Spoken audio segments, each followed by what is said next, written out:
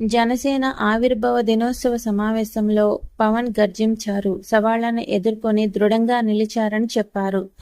Janasena party తన 12వ వ్యవస్థాపక దినోత్సవాన్ని పిఠాపురం నియోజకవర్గంలోని చిత్రాడలో జయకేతనం పేరుతో నిర్వహించిన భారీ బహిరంగ సభతో జరుపుకుంది. ఈ కార్యక్రమానికి గణనీయమైన సంఖ్యలో జనం హాజరయ్యారు. పార్టీ నాయకుడు మరియు ఆంధ్రప్రదేశ్ ఉప ముఖ్యమంత్రి పవన్ కళ్యాణ్ ఉత్తేజకరమైన ప్రసంగం చేశారు మరియు అనేక సవాళ్లను ఎదుర్కొని తాము దృఢంగా నిలిచామని పేర్కొన్నారు.